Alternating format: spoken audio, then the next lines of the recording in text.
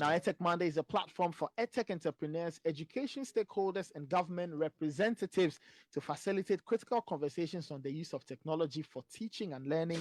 And the show is an initiative of the MasterCard Foundation's Regional Center for Innovative Teaching and Learning in ICT, and is part of the foundation's strategy to find solutions to Africa's youth employment by closing the gap in access to quality education and advance the integration of technology in education policies and practices across Africa. Now, remember that the MasterCard Foundation is helping bring you EdTech Monday and has partnered with Mest Africa to bring you EdTech Monday, airing on the last Friday of every month. Now, EdTech Monday builds on the foundation's Young Africa Work strategy in Ghana, with the vision of harnessing opportunities to shape the future of work and to create an inclusive economy with enhanced resilience for young people and the most vulnerable, especially women, by 2030. My name is Nathan Kwao. I'm your moderator for the session. Now, today we are talking about EdTech, or talking on the topic EdTech as an enabler of education for learners living with disability. Now, the World Health Organization approximates that there are over 400 million children living in Africa, with about 10 to 15% of school-going age living with a disability. The World Bank report, in addition, states that less than 10% of all children with disabilities under the age of 14 attend school in Africa. Now, we do know that disability is one of the most serious barriers to education across the globe. Nevertheless, EdTech is proving to be an enabler to access to education for all, including learners with disabilities.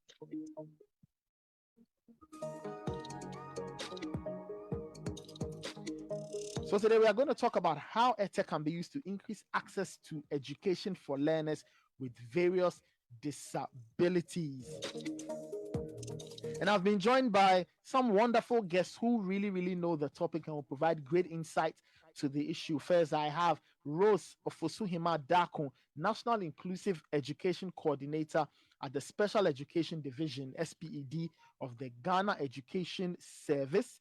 Now, Madam Dakun is the, like I said, National Inclusive Education Coordinator, and she has a specialty in both education for the hearing impaired and inclusive education.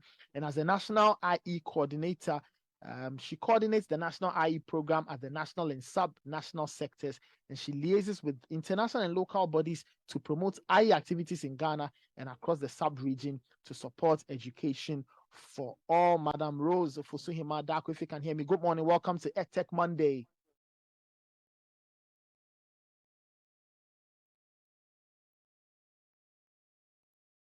Hello, Rose. Can you hear me? Good morning. Happy to be your guest. Thank you so much. Thank you so much. My second guest is Derek Omari, CEO of Tech Era. Now, Derek is a social entrepreneur who builds accessible hardware and software products to bridge accessibility gaps in education and social inclusion for persons with disabilities. He's currently working as the national consultant for the United Nations on Disability, and he's a certified Google Chrome accessibility expert and appointed as the country rep to join the Global 40 Accessibility Experts member network of the Global Initiative for Inclusive ICTs. Derek, if you can hear me, good morning. Welcome to EdTech Monday. Good morning. Thank you for coming. Great. My final panelist is Farid Ibrahim Gombela. He's a digital skills trainer and professional social worker with the Social Welfare Department at the Krowa Municipal Assembly, has a BA in Political Science and Philosophy from the University of Ghana, and an MSc in Violence, Conflict and Development from the University of London. And as an individual living with visual impairment, Farid strongly appreciates the value of technology in enhancing the educational life of persons with disability, as he's also benefited from the same throughout his educational journey. Farid, if you can hear me, good morning. Welcome to EdTech Monday. Recording in progress. Good morning, Nathan. It's a pleasure to be here. Thank you so much for joining us, and it's a pleasure having all of you on this edition of EdTech Monday. And we are live. If you don't know, we are live on City 97.3 FM's Facebook page, and we are live on Mest Africa's Facebook page as well. Let's begin now. I shared some stats earlier concerning children with disabilities. Rose and Derek, let me take your thoughts on the extent of inequities and unfulfilled rights of children with disabilities in Ghana, and what kind of educational facilities there are or are not available to support their education. Rose and Derek. All right, I think maybe Madam Rose should start since she represents the government. Thank you. Okay. I don't know which of us is going first. Rose, you can go first. You can go first. Okay, thank you so much. I'm highly delighted to be part of your program. Yeah. We at the Ghana Education Service under the ministry. Hello? We can hear Okay. you, Rose. Please go ahead. We can hear you. Okay, thank you very much. I'm highly delighted to be part of this program. We are the Ghana Education Service and the Special Education Division. We are poised to see to it that children with disabilities in our country are trained, educated, so that they can live as independent human beings in their adulthood. So nothing will gladden our hearts to see all these children in schools. And provisions have been made by the government to provide education for all categories of children with disabilities. The only problem we have is that we do not have this information deep down into the last person in our society. And coupled with our misconception about disability and education and training, we sometimes, as a people, do not feel like letting our children be in school. Notwithstanding that, we in the government are working hard to support parents and families to educate these children. In our system currently, we have the one that we call segregated schools in place, which will soon phase out because of inclusive education. And we do have inclusive education also being implemented with a well-developed policy, a framework that directs us as to what we need to do in educating our children. So all this in place, we are looking forward for the society and families to bring the children to school. For now, I can confidently say that access to education by children with disability is very easy and open. All that we need to know is what is the condition that our child or our ward is in. Because for us now, currently, what we are practicing, even though we are doing inclusion, we looking at limited resources that we have. We do include or mainstream those within the mild to moderate. Those severe are currently still in the special schools. We have 28 special boarding schools across the country. We have 2 main schools for the visually impaired, one in the Upper West and one in the Eastern region. Then we have 4 integrated schools for the visually impaired. We also have 13 schools for the deaf across the country, basic schools, 1 secondary SHS for the deaf, only for the deaf. Then we have one integrated secondary school for the deaf. Then we have 12 schools for the intellectual and developmental disabilities. Aside this, all children, all categories, especially the physically challenged ones, can also be enrolled, and the mild to moderate visually and hearing impaired can also be enrolled in all basic schools, all category of schools across the country with support from the schools. So currently, this is the provisions we have to educate our children in terms of access to education. Thank you. I'll hold my brief now and wait for my turn later. Thank you so much. All right, Rose, thank you so much. Derek, your take on this? Yeah, Nathan, thank you. Thank you so much. And thank you, Madam Rose, for providing that background on inclusive education in Ghana.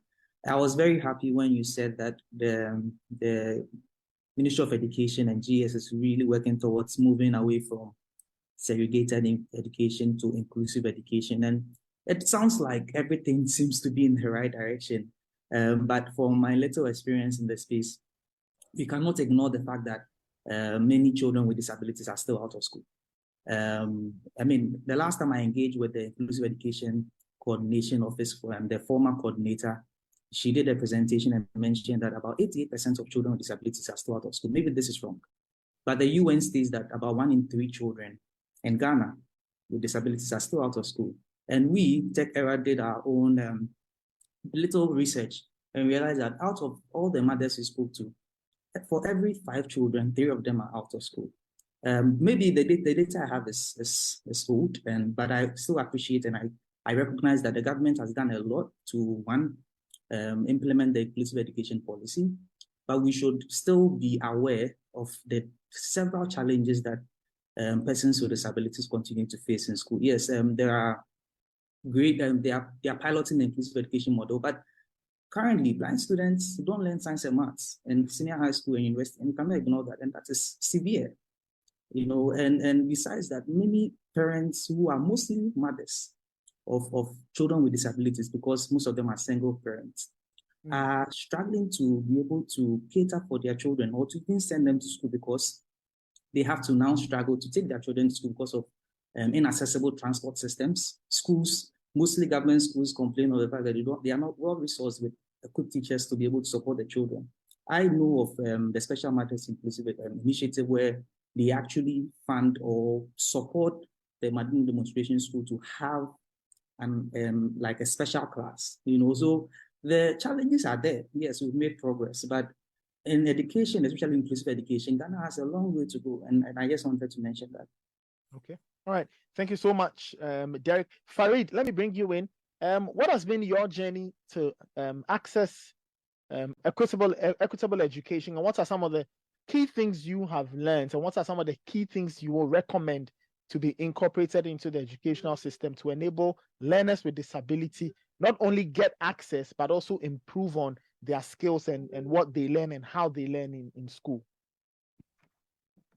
Okay, thank you very much, Nathan. I hope you can hear me, please. Yes, I can.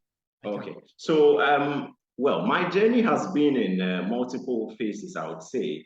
As someone who grew up with a visual impairment in Ghana, my first introduction to education was really through Braille, the use of Braille. So in the early stages, I didn't have access to any kind of educational technology until I got to JHS, where I was introduced to the computer together with some of my colleagues.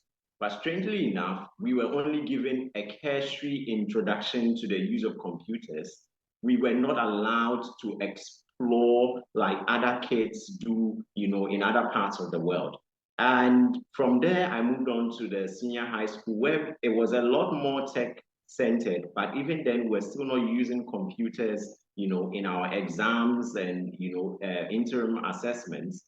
Unlike in the University of Ghana, where it was more tech-focused, because students with visual impairments especially were encouraged to use more of the computer for our everyday assignments, our interim assessments and exams.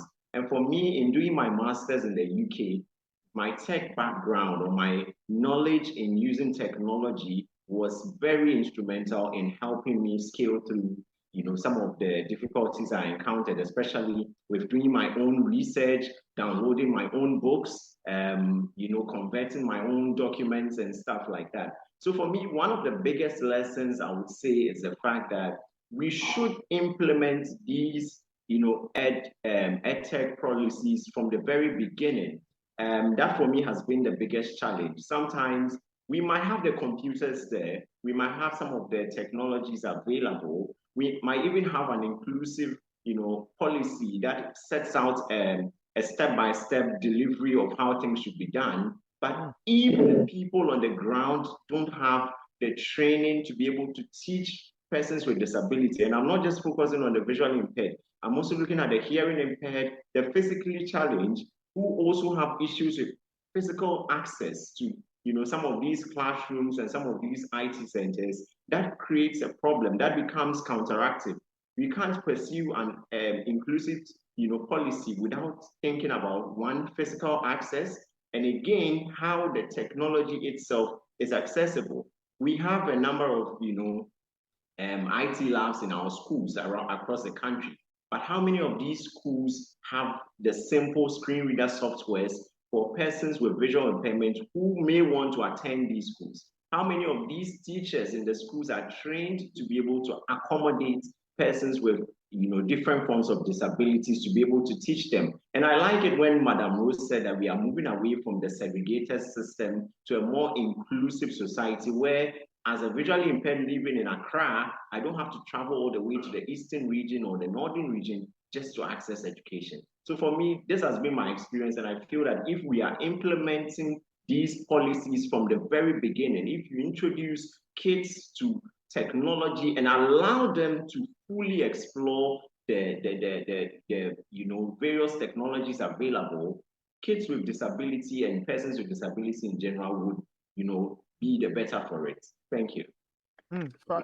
Thank you so much. Interesting thoughts there. Rose, let me bring you back in. What more do you think can be done to ensure that children with disabilities are more included when we are building equitable and more inclusive societies? And what else can be done to ensure that these children with disabilities have access to lives they deem as dignified and fulfilling?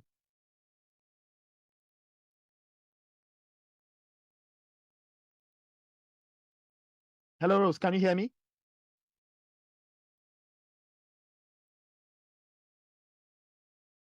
Hello, Rose, can you hear me?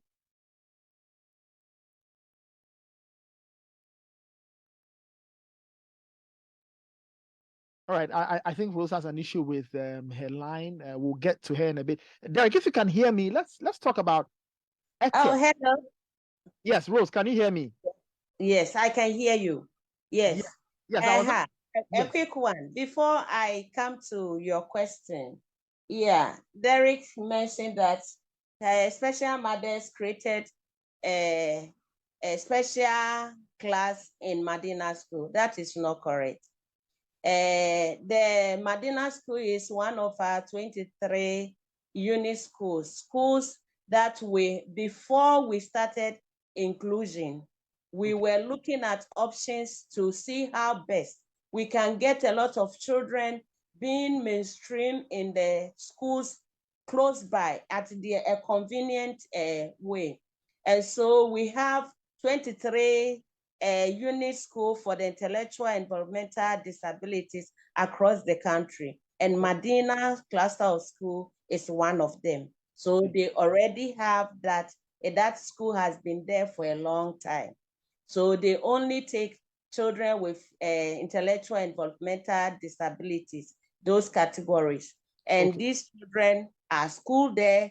They socialize with the other counterparts, the regular counterparts, and they play with them, but they have special class where they are given special attention. Thank you. Great. Thank you so much. I think we are all in the same boat, going to the same destination. We will all be happy if we have technology being used by children with disability. Why am I saying that? For instance, if you take the visually impaired, as Farid rightly said, if they are using technology, learning will be very, very easy for them.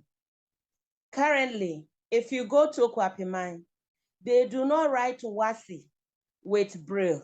Okay. WASI with computers.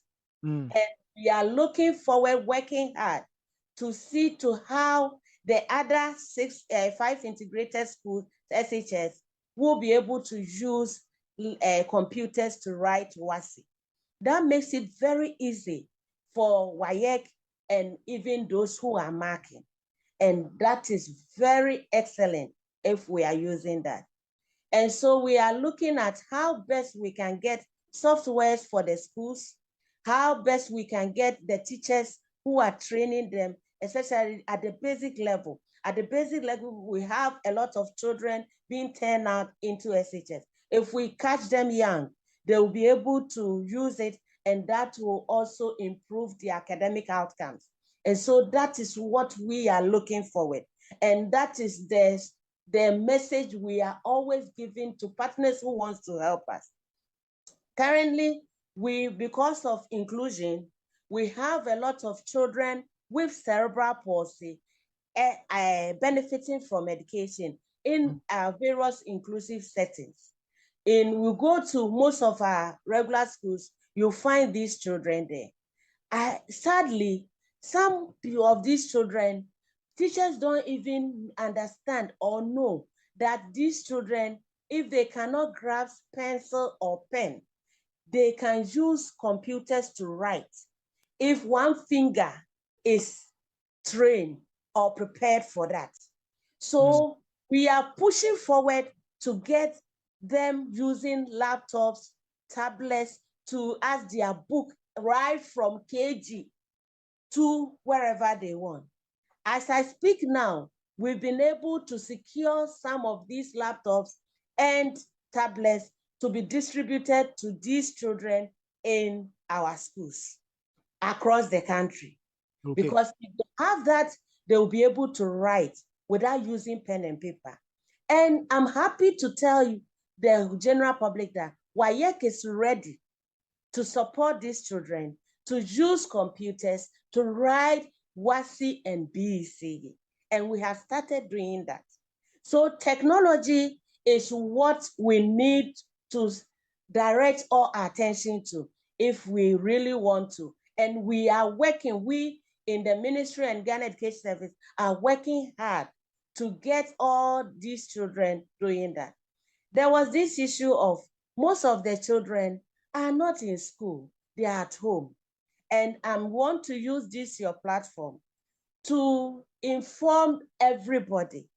If you are a family member, if you are a family with a child with disability, no matter the condition, please, your first thing is to get the medical report to know what actually the condition is and the degree of that condition.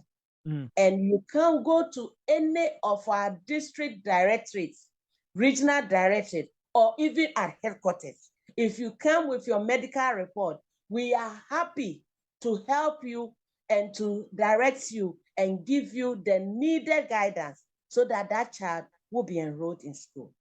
So we want everybody to support us in that direction so that we'll be able to get all these children in school. Because if they are in school, they will learn to live independently.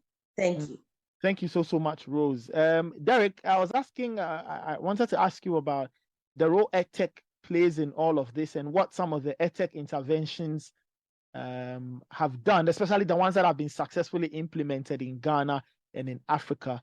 What are some of those interventions and what can be done to increase the scale of these interventions so they can do far more than they are currently doing at the moment? All right, thank you so much, Nathan. Let me kind of define what EdTech is in the context of inclusive education. Okay. A lot of times when we think about EdTech, we think that computers, but in the area of inclusive education, where we focus on ensuring that all learners with various disabilities can be able to have access to quality education, EdTech can be grouped into three categories of technologies. The first one is assistive technology. Assistive technologies are basically technologies that are explicitly designed to improve learning for students with disabilities and can allow them to communicate more effectively and participate in the learning activities. There are students who can never really learn in classrooms without assistive technology. For example, imagine all our books, which currently is, most of the books in these inclusive schools or even in our subjects are printed. And because of that, without Braille devices and without Braille copies of these textbooks that are crucial in learning, blind persons can never be able to access the information. And so I know that in some of the schools like Coupon, there are some Braille devices that are able to convert books, printed books into Braille so that blind persons can be able to have access. And also if the books are not digital, blind persons will not be able to have access. But using assistive technology like screen readers and also speech to text, persons who are blind, persons who are deaf, and sometimes even assistive technologies like the AAC, which is the alternative and augmentative communication tool. Persons who are deaf, persons with autism, persons who are blind can be able to learn effectively. The other type of other type of EdTech is the accessible technology. Accessible technology basically means that technologies that are not necessarily designed for persons with disabilities, but can help persons with disabilities access information that will not be accessible.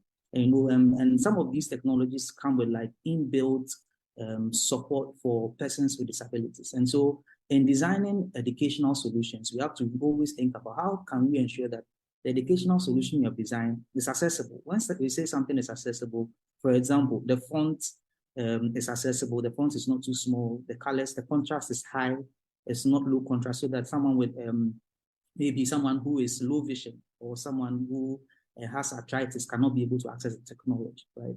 And then the third one is the general purpose technology, which is mostly what we talk about.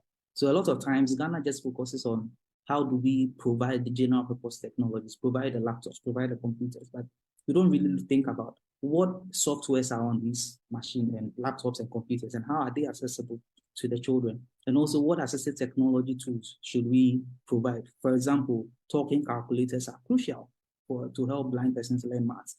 Recently, my organization supervised the development of Braille geometry to help blind students in junior high school to be able to follow classroom learning and learning maths. Imagine a blind person using drawing like geometry, shapes and things. It's totally impossible. Currently, there's nothing like that. And we designed that solution. I mean, we have also designed solutions that help hearing impaired persons to be able to receive instruction via caption, because sign language interpreters are very expensive, and the GS cannot provide sign language interpreters in all inclusive classrooms. It's totally impossible. And we have developed learning management software that when the students have in their classroom, anything that just is, they can read it on their computers. We have also developed learning management software for blind persons which can help them prepare adequately for WASI, because currently blind students, for them to prepare for WASI, usually most of us prepare for WASI using past questions. But for blind students, their colleagues have to read to them. And will you always have your colleagues deal with you, sit by you and read through the past questions? We have designed a very accessible platform that helps these learners to be critically prepared for WASI and other things. I mean, there are so many technologies, but there are several challenges that has prevented the scale of these technologies. Currently, I can confidently say that in Ghana, what we are mostly used to is setting up ICT labs. Like Farid said, we have not mainstreamed ICT, digital technology in the classrooms. And so aside from students going to ICT labs to learn, it's like they do not use it in their daily learning, and that is a big barrier. Okay. Besides that, there is very, very little investment in the space for the development of EdTech. There is no policy on who is supposed to source EdTech for children with disabilities. There is no clear guidelines there. And so these make it very, very challenging to be able to, and even if you come up with a solution, to even scale it across the schools. And so these are some of the challenges we currently face in Ghana and across Africa. Thank you so much. Derek, stay with me.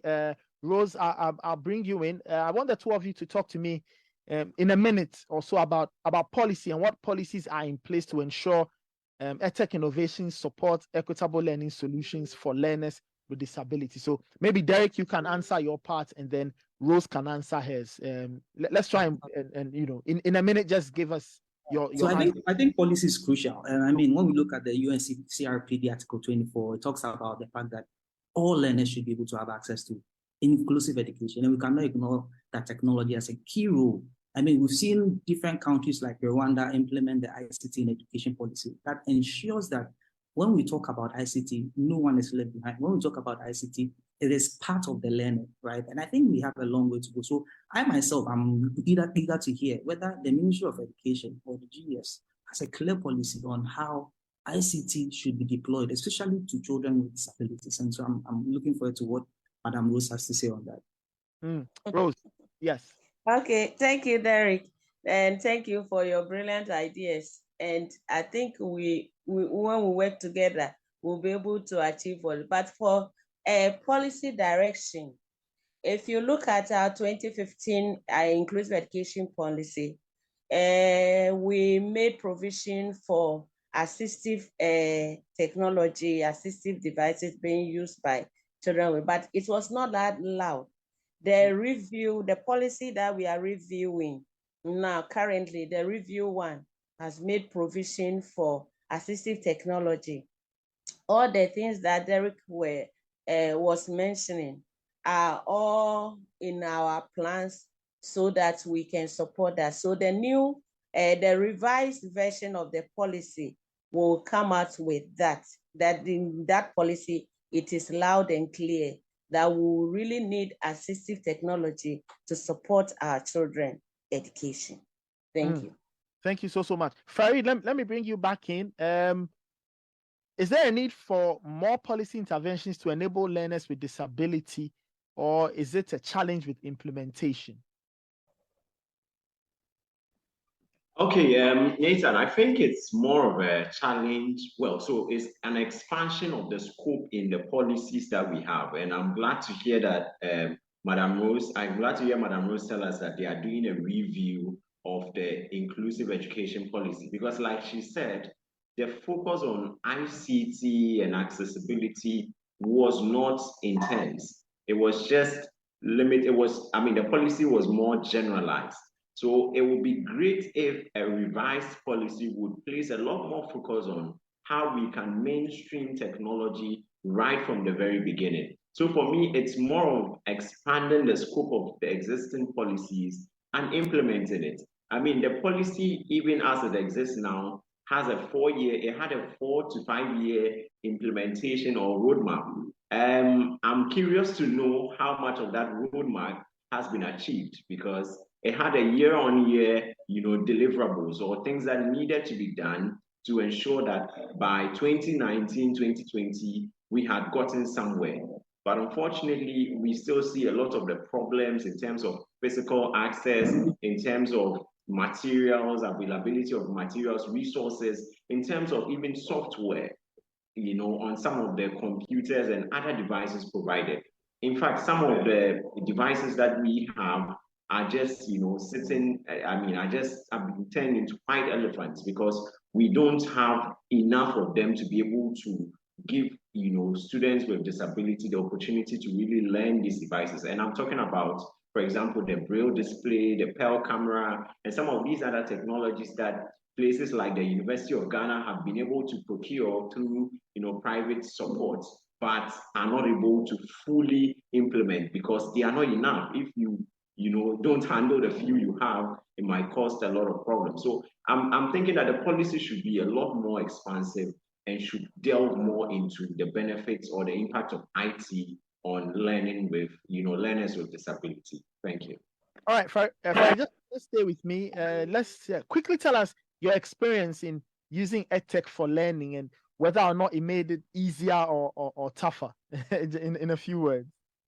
It definitely made it easier, Nathan. It definitely made it easier because, like I said, and the technologies that we have available have made it possible for me as a visually impaired student to be able to go online, do my own research, access my own information, download my books, especially during my master's in the UK. because there I had the library support and all of that, but to be able to keep within the time and within the constraints of my program, I had to do my research on my own. And if I didn't have the basic IT skills, it would have been difficult. And nowadays we have technologies. I mean, one of my most exciting moments is to be able to get even a hard copy text, let's say a book which is hard copy, and I use my phone through a software called the Scene AI or the Kibo on, Scene AI on Apple devices and Kibo on Android devices to be able to read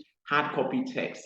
It scans the page and reads it for me. So it makes, definitely, technology has made things a lot more easier for, visually impaired individuals. But the question is, how many people have that opportunity to be able to use these technologies? And I'm sad to say that some of my friends are a bit reluctant to fully migrate towards, using technology because they haven't used it from the beginning. And there's always that fear that if I use, these technologies, how is it going to affect my academic performance? Because I'm used to my old ways, which is the Braille. So that is also a challenge. And the other challenge I would say is some of these softwares, because they are also licensed softwares like the JAWS, institutions need to purchase them to make it easier for the students or, in that institution to use them. So for me, if we are able to put some of these things in place, definitely it has benefited me, and I'm sure it will benefit a lot more people. Thank you. Right. Thank you so much. Your thoughts on the role EdTech can play in enabling learners with disabilities to overcome barriers to accessing education? I thank you, Nathan. I think that EdTech plays a critical role, especially in today's time, especially when even COVID came in. A lot of children with disabilities face several challenges because they cannot be in classrooms. So how do these children learn? One, I want to talk about three main points. One, EdTech ensures that children can learn on their own. It facilitates self-led learning. Why? Because the goal is to ensure that these children are independent and reduce the external support that they will have. And the only way to do that is using EdTech. And I can give you an example. For example, in Tunisia, children with dyslexia improve their reading, writing, and comprehension skills by themselves using a mobile app and tactile letters. And using this, they can study on their own. And so if we ever face a situation like COVID, children with disabilities can just go on a mobile app and then have some tactile letters that they can use to learn how to read, learn how to write, learn basic comprehension. And so EdTech is very crucial. The second thing is EdTech improves instruction in schools. There are so many barriers to teaching and learning in our classrooms that only EdTech can be able to reduce. For example, how does a hearing impaired in an inclusive class follow the clear instruction of a teacher who does not understand sign language, without having to incur an additional cost to have sign language in the class? The only way is to use a computer that has a speech text so that the students can be able to follow the reading. And sometimes even students can remotely join classrooms through EdTech and do not have to be present in the class because there are so many societal barriers like transportation, like building. There are so many schools that are still having issues with physical accessibility. And the only way to cross that bridge is through EdTech. And the last thing I want to talk about is EdTech has the power to improve the behavior of students. And and in education, you're not only looking at the academic progress, but you're also looking at the personal improvement, the personal professional progress of the student. And there are cases where EdTech has been used, like in schools, and I think in Iran, EdTech has been used to improve the hygiene, health of hard of hearing students through educational videos. And specific deaf animation. So we create animated videos in a way that deaf students can be able to follow. And I want to just imagine during the COVID-19, one thing that really struck me was how the society never really looked at the accessibility of the information that we pass across. So because of that, there were so many persons with disabilities who had no idea that we were in crisis. COVID-19 had happened and they had to take certain measures to protect themselves. And because of that, persons with disabilities were more open to getting COVID than anyone else. So how do we think about more accessible ways? And EdTech is the only way that we can create more accessible content and be able to educate our students in schools. So these are the three key points. I mean, there are several other benefits. Okay. Okay, Derek, thank you so much. If you just tuned in, you're listening to the November edition of EdTech Monday on the City 97.3 FM's Facebook page and on Mest Africa's Facebook page. This month, we are talking about EdTech as an enabler of education for learners living with disabilities. And I've been speaking to Rose Ofosuhima Dako, National Inclusive Education Coordinator at the Special Education Division of the Ghana Education Service. I also have Derek Omari, CEO of Tech Era, and I have Farid Ibrahim Gombela. He's a digital skills trainer and professional social worker with the Social Welfare Department at the Krowo Municipal Assembly. All right, let's get to the final bits of our conversation. Derek, let's talk about systemic changes that need to take place so that EdTech for learners with disabilities can be effective, sustainable, and can achieve positive educational outcomes. Thank you, Nathan. This is a very important question. And earlier we were talking about what policies does the government have to ensure that EdTech is a key factor in education. For a systemic change that can really make a dent in the education of children with disabilities, we need to have a clear strategy and national guideline on how do we source EdTech in schools? How do we develop EdTech? Because we don't always have to get a foreign technology. The problems that students with disabilities face in Ghana are very, very are unique. And so we need to be able to develop local solutions for the students in the classroom because of how we teach students in schools here. And more importantly, how do we scale EdTech so that every child, every student, no matter the disability, can have technology to be able to overcome the several barriers that they face. And this is a very important strategy and guideline that we need to develop. Secondly, we need to make innovation in Ghana easy. There are so many innovators. I mean, with my organization, Tech Era, we have trained over 15 assistive technology innovators, and we have come up with several innovations that are sitting on the shelf because it's very expensive to be able to innovate in Ghana. For you to import parts, especially when you are doing hardware innovation, it takes a very long time, 3 to 4 years to be able to innovate. I mean, we have created braille calculators, we have created pencil holders, we have created braille geometry, many other innovations that are still sitting on the shelf because it's just very expensive to scale. And also, unfortunately, the beneficiaries usually cannot pay. Persons with disabilities are one of the most vulnerable, or the UN states that they are one of the most marginalized or the poorest of poorest in our communities. And most of the times, they cannot pay for the services, they cannot pay for the products. And so how do you get an investor to think long-term investment, think long-term sustainable financing? And so the government needs to create an enabling environment to, one, foster innovation of education technology for persons with disabilities by creating some form of maybe exemptions for local innovators who are focusing on this area, or attracting investors to think long-term and giving them very, very favorable benefits so that they can be able to stay up innovation in the space. And I think the last thing is we need to really move away from the charity model of disability to thinking more about the social model of disability. What do I mean by this? A lot of times when we think about disability as private sector, as organizations, we only think about giving, about sympathy, about sharing food and sharing money. But we really, really need to move from there and think about how do we create a society that is enabling? How do we create a society that is accessible? By investing the charity, the money and the resources we would have just given in a short time into important investment in education technology, important investment in building infrastructure, building the technology, the resource, the research, so that we can be able to build long-term solutions that can change the lives of persons with disabilities. Imagine Farid didn't have access to education, technology. Imagine not being able to use technology in school. How would he have even applied for his master's in the UK? And there are so many children, not only blind, not only deaf. There are many children with intellectual disabilities, many children with cerebral palsy, autism, Down syndrome, who still don't know what to do because the teachers see them as a barrier because there is no technology that can be able to facilitate learning. And so we really need to think about reframing how we approach disability. And lastly, we need to implement what I call the Accessibility Act. Currently, a lot of the news sites, a lot of the information centers, a lot of websites that we have in Ghana, about 95% of them are not accessible. And so if there is important information for a student with disability to be able to learn, even if they have the braille or they have a laptop with a speech software and they go on there, they simply can't use it because their websites are not accessible. And so the government needs to be able to implement a policy that ensures that all government websites, all key public service websites, like the media, is accessible because information is crucial for learning.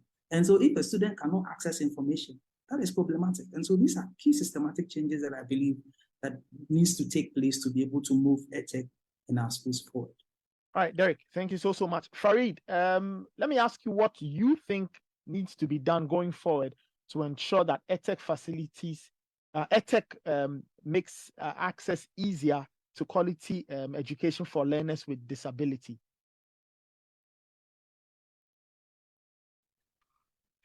Hi, can you hear me? Hello, can you hear me, Farid?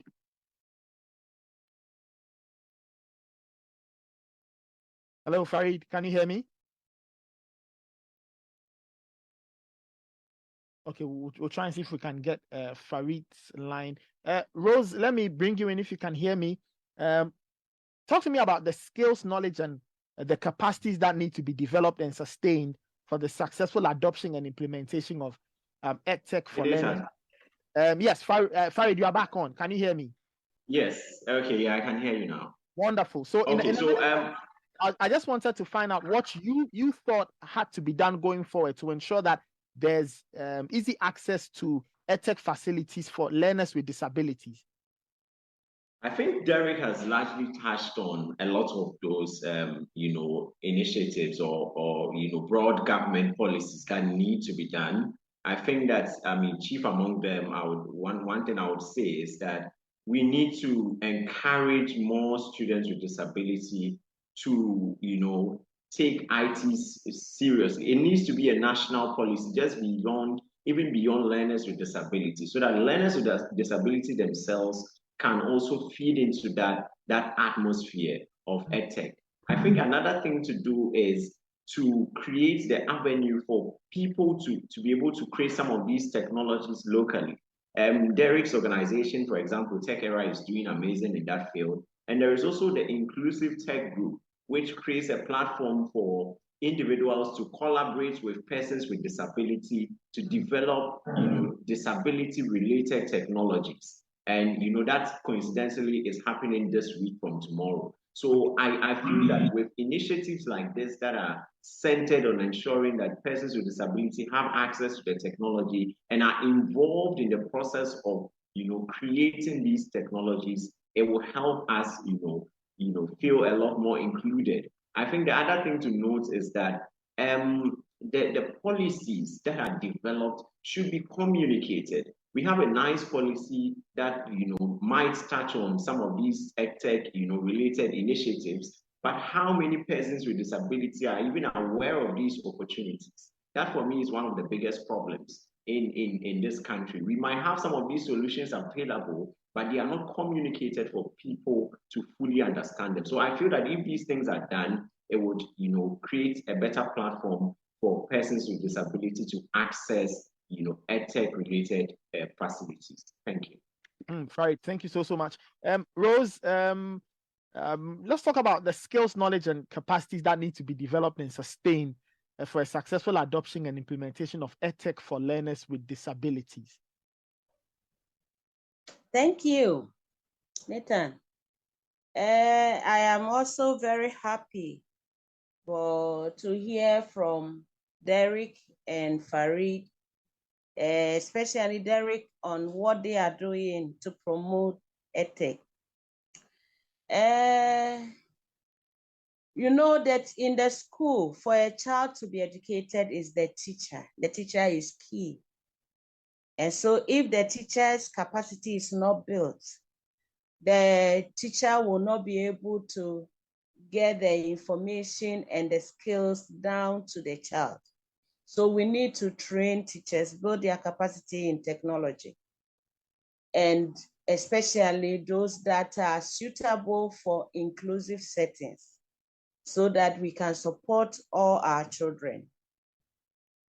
Secondly, we also need to get the information and the knowledge that we will need concerning technology and its usage and its application. So we need skills, we need knowledge, and we need to, and because we are practicing inclusion, no teacher should be left out. We need to do all, we need to equip all of them, their skills. We also need to have these technologies available. If they are not available, they are not accessible, it's difficult to come by, then we will not get where we want to. All the brilliant ideas that we are talking about this morning, if we visit all our acts, our policies, and they are all written nicely designed, but people do not know. And we need to also use all platforms to educate, to let people know. Not only one person or only one institution, everybody should. Inclusion is for everybody, and we need everybody on board. But we need to take critical look at our teachers, what we can do to support teachers so that the song we are singing, they will also be able to sing along with us. Other than that, we'll have all brilliant ideas and everything there, but we will not be able to achieve what we are looking forward for. Thank you. Rose, thank you so much. Just hold on. The question has come through and it's directed to you. Somebody, so a message says, anytime you engage the GES, they say the same old story in terms of inclusive education. They can't do a lot about it with the nature of the classrooms and the class size in basic 1 to JHS, even in SHS. So the person wants to find out what it is that GES is doing, looking at the current climate, classroom size, infrastructure, that kind of challenge. So how do we marry the two, the gap between putting the policy on paper and implementing it on the ground for people to benefit?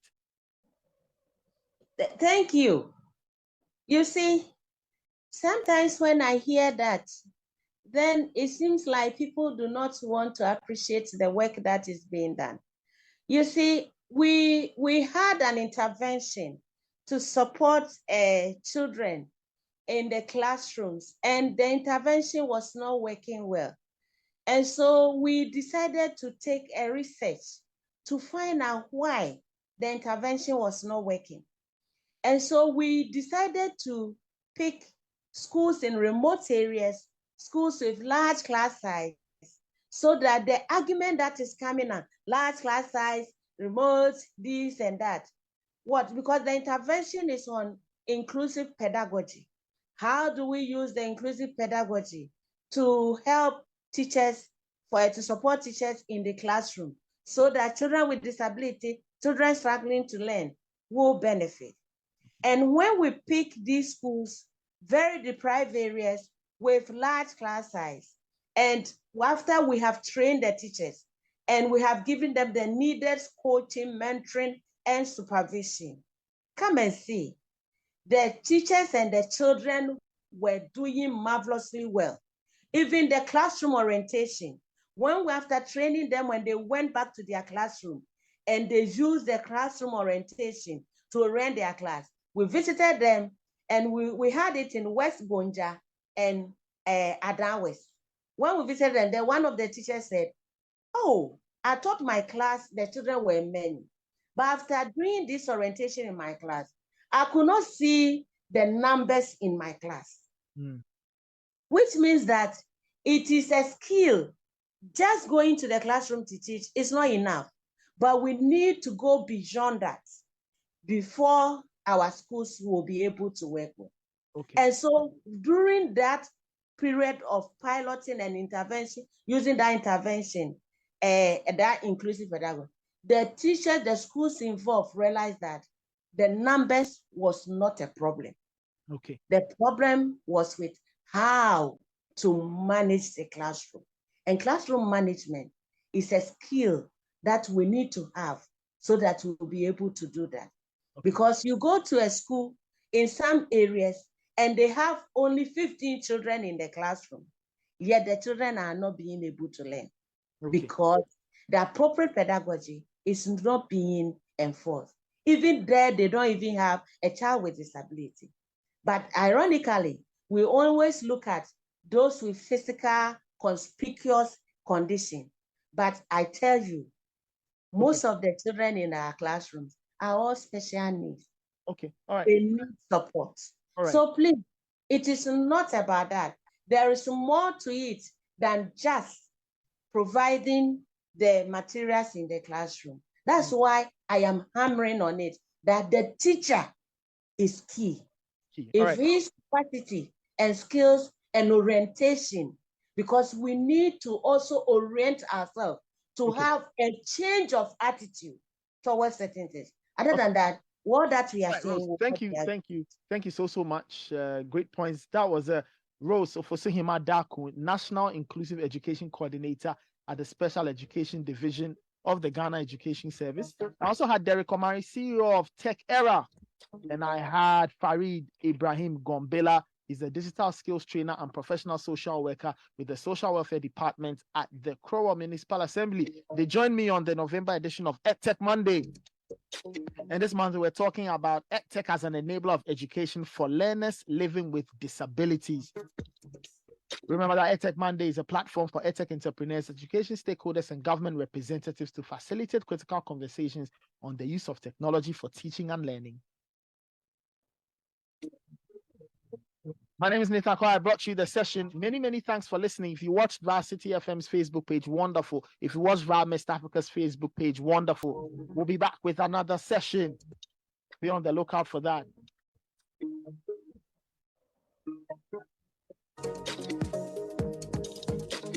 All right, let's get into the city news at